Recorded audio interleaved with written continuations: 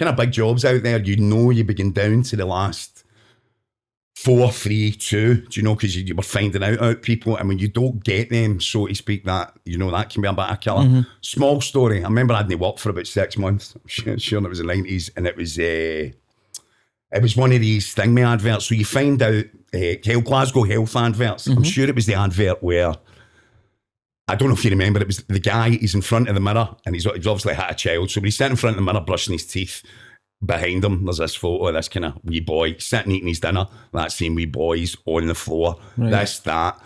But I found out that it was like a $9,000 full off payment, just 9,000, you know, there was, you know, you kind of wrote it away, it was $9,000, I was pink lint, I was proper skint.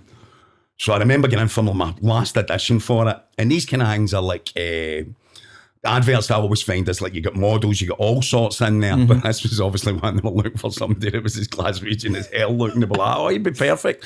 So anyway, I knew the girl when I went in, and I remember saying to her, how many names down there? And she's done that, and she's turned it round, and it was only 2 years, right?